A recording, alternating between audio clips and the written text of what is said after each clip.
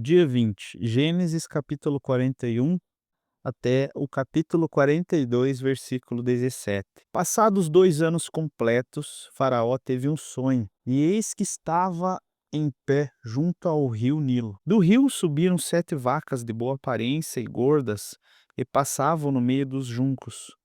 Após elas, subiram do rio outras 7 vacas de aparência feia e magras. Passaram junto as primeiras na margem do rio. As vacas de boa aparência, feias e magras, engoliram as 7 vacas de boa aparência, gordas e bonitas. Então Faraó acordou, tornando a dormir, sonhou outra vez. Deu uma só haste e saíam 7 espigas cheias, espigas boas, e após elas nasciam 7 espigas mirradas e queimadas pelo vento leste. As espigas mirradas devoraram as 7 espigas grandes e cheias. Então o faraó acordou. Tinha sido um sonho. De manhã, ao despertar, muito preocupado, chamou todos os magos sábios do Egito para lhe adivinhar o sonho. Contou-lhes os seus sonhos, mas não havia ninguém que pudesse dar uma interpretação sobre eles. Então, naquele dia, o copeiro-chefe disse a Faraó: Hoje eu me lembro das minhas ofensas. Quando o faraó ficou irado com os seus servos, ele pôs na prisão, na casa do comandante da guarda.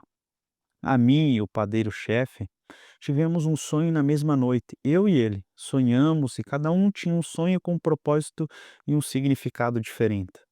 Achava-se conosco um jovem hebreu, escravo do comandante da guarda. Contamos a ele os nossos sonhos e ele nos deu uma interpretação, a cada um segundo o seu próprio sonho. E tal como nós recebemos a sua interpretação, assim então aconteceu. Eu fui restituído ao meu cargo e ele foi enforcado. Então Faraó mandou chamar José e o fizeram sair às pressas da masmorra. Ele se barbeou, mudou de roupa e foi se apresentar-se a Faraó. Ele lhe disse: Tive um sonho e não há quem interprete. Porém, ouvi falar a respeito de você que, quando ouve um sonho, é capaz de interpretá-lo. José respondeu: Isso não está em mim, mas Deus dará a resposta favorável ao Senhor. Então o Faraó disse a José: No meu sonho eu estava em pé na margem do Nilo, e eis que subiram dele 7 vacas gordas e de boa aparência e se pastavam no meio dos juncos. Após essas subiram outras vacas fracas, muito feias e magras. Eu nunca tinha visto vacas tão feias em toda a terra do Egito. E as vacas magras e ruins devoraram as primeiras 7 vacas gordas. E depois de terem as engolido, não davam aparência de que tinham devorado, pois o aspecto delas continuava ruim como no princípio. Então acordei. Depois vi em meu sonho 7 espigas que saíram da mesma haste, cheias e boas. Depois nasceram 7 espigas secas, mirradas e queimadas pelo vento leste. As 7 espigas mirradas, devoradas pelo vento leste, eram espigas boas. Contei isso aos magos, mas ninguém foi capaz de me dar uma interpretação. Então José respondeu a Faraó: O sonho do Senhor é apenas um. Deus revelou a Faraó o que ele vai fazer. 7 vacas boas serão 7 anos. 7 anos bons. As 7 espigas boas também serão 7 anos bons. Isso é um sonho só. As 7 vacas magras e feias que subiram após as primeiras serão 7 anos, bem como as 7 espigas mirradas e queimadas pelo vento leste serão 7 anos de muita fome. Essa é a palavra, como acabo de dizer a Faraó. Deus manifestou a Faraó o que ele vai fazer. Eis que vem 7 anos de grande abundância por toda a terra do Egito. Depois virão 7 anos de fome. Toda aquela abundância será esquecida na terra do Egito, e a fome consumirá a terra, e não será lembrada a abundância na terra, por causa da fome que surgirá, porque será gravíssima a fome. O Senhor deu um sonho a Faraó de forma repetida. porque a coisa é estabelecida por Deus, e Deus se apressa em fazê-la. Agora, pois, Faraó devia escolher um homem ajuizado e sábio, encarregá-lo e dirigir toda a terra do Egito. Faraó deveria fazer isso, pôr administradores sobre a terra e recolher a quinta parte dos frutos da terra do Egito nos 7 anos de fartura. Esses administradores deveriam ajuntar toda a colheita dos bons anos que virão e recolher cereal por ordem de Faraó, para mantimento nas cidades e guardá-lo em armazéns. Assim, o mantimento servirá para abastecer a terra nos 7 anos de fome que haverá no Egito, para que a terra não seja destruída pela fome. O conselho agradou a Faraó e a todos os seus oficiais. Então Faraó perguntou aos seus oficiais: Será que poderíamos achar alguém melhor do que José, um homem em quem está o Espírito de Deus? Depois Faraó disse a José: Visto que Deus revelou tudo isso a você, não há ninguém tão ajuizado e sábio como você. Você será administrador da minha casa, e todo o meu povo obedecerá à sua palavra. Somente no trono eu serei maior do que você. E Faraó disse mais a José: Eis que eu o constituo autoridade sobre toda a terra do Egito. Então Faraó tirou seu anel da sua mão e pôs no dedo de José. Mandou o que vestissem com roupas de linho fino, e lhe pôs no pescoço um colar de ouro. E fez subir na segunda carruagem, e clamavam diante dele: Inclinem-se todos. Desse modo, deu-lhe autoridade sobre toda a terra do Egito. Disse ainda Faraó a José: Eu sou Faraó, mas sem a sua ordem ninguém poderá fazer nada em toda a terra do Egito. E Faraó chamou José de Zafenate Paneia, e deu-lhe por mulher Azenate, filha de Potífera, sacerdote de On. E José percorreu toda a terra do Egito. José tinha 30 anos de idade quando se apresentou a Faraó, rei do Egito, e andou por toda a terra do Egito. Nos 7 anos de fartura, a terra produziu com abundância. E José ajuntou todo o mantimento que houve na terra do Egito durante os 7 anos e os guardou nas suas cidades. O mantimento do campo ao redor de cada cidade foi guardado na mesma cidade. Assim José ajuntou muitíssimo cereal como areia do mar, até perder a conta, porque ia além das medidas. Antes de chegar à fome, nasceram 2 filhos a José, os quais lhe deu o nome de Azenate, filha de Potífera, sacerdote de On. Ao primogênito o chamou de Manassés, pois disse: Deus me fez esquecer todo o meu trabalho e toda a casa de meu pai. Ao segundo deu o nome de Efraim, pois disse: Deus me fez próspero na terra da minha aflição. Passados os 7 anos de abundância que houve na terra do Egito, começaram os 7 anos de fome, como José havia predito. E havia fome em toda a terra, mas em toda a terra do Egito havia pão. Quando toda a terra do Egito começou a sentir fome, o povo clamou a Faraó por pão.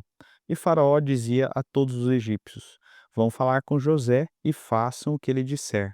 Havendo, pois, fome sobre toda a terra, José abriu todos os celeiros e vendia aos egípcios, porque a fome aumentava na terra do Egito. E todas as terras vinham ao Egito para comprar de José, porque a fome aumentava em todo o mundo. Quando Jacó soube que havia mantimento no Egito, disse aos seus filhos: Por que vocês estão me olhando uns para os outros? E acrescentou: Ouvi dizer que há cereais no Egito, vão até lá e comprem cereais para que vivamos e não morramos. Então 10 dos irmãos de José foram para comprar cereal no Egito. Mas Jacó não enviou Benjamim, o irmão de José mais novo, na companhia dos irmãos, porque ele dizia: E se acontecer algum desastre? Entre os que iam, pois para que lá foram também os filhos de Israel, pois havia fome na terra de Canaã. José era governador daquela terra, era ele que vendia a todos os povos da terra.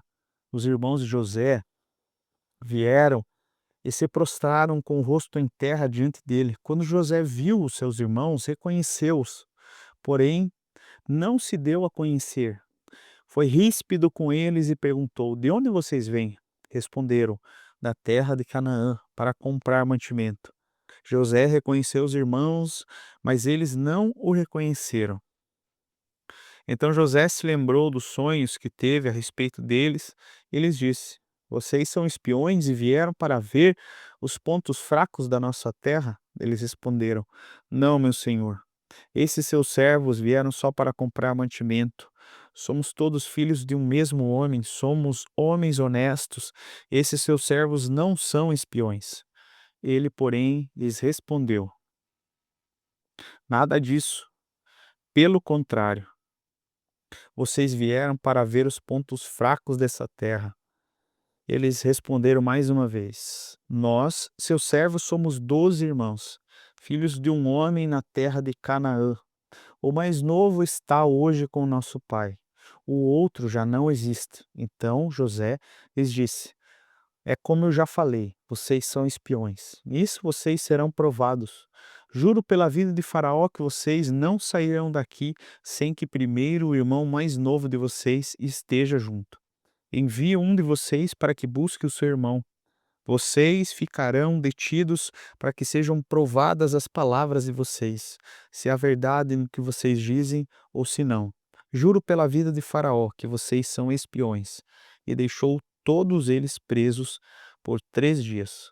Mateus capítulo 13, versículo 24 ao 46. Jesus lhes propôs outra parábola dizendo: O reino dos céus é semelhante a um homem que semeou boa semente no campo. Mas, enquanto todos estavam dormindo, veio o inimigo dele e semeou o joio no meio do trigo e foi embora. E quando as plantas cresceram, produziram fruto, mas então apareceu também o joio. Então os servos do dono da casa chegaram e disseram: Patrão, o senhor não semeou boa semente no campo? De onde então vem o joio? Ele, porém, lhes respondeu: O inimigo que fez isso. Mas os servos lhe perguntaram: O senhor quer que a gente vá e arranque o joio? O dono da casa respondeu: Não, porque se separar ao joio, vocês poderão arrancar também com ele o trigo. Deixem que cresçam juntos até a colheita. E no tempo da colheita, juntos, no tempo certo da colheita, direi aos ceifeiros: ajuntem primeiro o joio e amarrem-no em feixes para ser queimado, mas recolham o trigo no meu celeiro.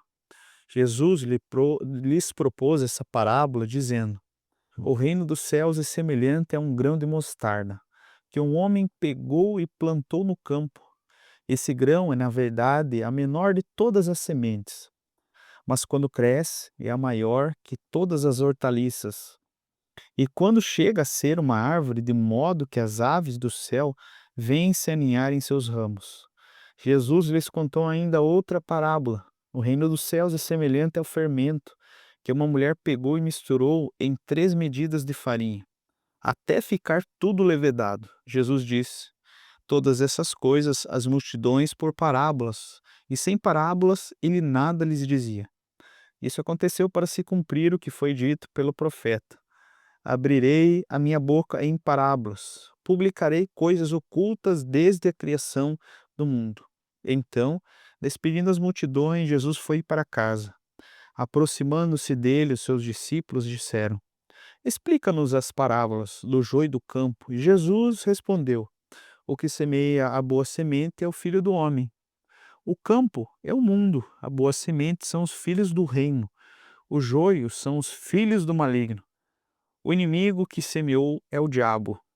A colheita é o fim dos tempos e os ceifeiros são os anjos. Pois assim como o joio é colhido e jogado fora no fogo, assim serão no fim dos tempos. O Filho do Homem mandará os seus anjos, que ajuntarão do seu reino todos os que servem de pedra de tropeço e os que praticam o mal, e os lançará na fornalha acesa. Ali haverá choro, ranger de dentes. Então os justos resplandecerão como o sol no reino do seu Pai. Quem tem ouvidos para ouvir, ouça. O reino dos céus é semelhante a um tesouro escondido no campo, que um homem achou e o escondeu. Então, transbordante de alegria, vai e vende tudo o que tem e compra aquele campo. O reino dos céus é também semelhante a um homem que negocia e procura boas pérolas. Quando encontrou uma pérola de grande valor, ele foi, vendeu tudo o que tinha e comprou aquela pérola. Salmo capítulo 18, versículo 1 ao 15. Eu te amo, ó Senhor, força minha. Ó Senhor é minha rocha, minha fortaleza, meu libertador. O meu Deus, o meu rochedo em quem me refugia. O meu escudo, a força da minha salvação, o meu alto refúgio. Eu invoco o Senhor, digno de ser louvado, e serei salvo dos meus inimigos. Laços de morte me cercaram, torrentes de perdição me impuseram terror, cadeias infernais me envolveram, e tramas de morte me surpreenderam. Na minha angústia invoquei ao Senhor, gritei por socorro ao meu Deus. Do seu templo ele ouviu a minha voz e o meu clamor. Chegou aos seus ouvidos. Então a terra se abalou e tremeu, vacilaram também os fundamentos dos montes e se abalaram porque Deus estava irado. Das suas narinas subiu fumaça e o fogo devorador saiu da sua boca. Dele saíram brasas ardentes. Ele abaixou os céus e desceu. E teve sob os pés densa escuridão. Cavalgava um querubim e voou, foi levado sobre as asas do vento. Das trevas fez um manto e em seu oculto. Escuridão de águas e espessas nuvens dos céus eram seu abrigo. O resplendor que diante dele se havia, as densas nuvens se desfizeram em granizo e brasas de fogo. O Senhor trovejou nos céus, o Altíssimo levantou a sua voz e houve granizo e brasas de fogo. Atirou as suas flechas, espalhou os meus inimigos, multiplicou os raios e os dispersou. Então se viu o leito das águas e se descobriram os fundamentos do mundo.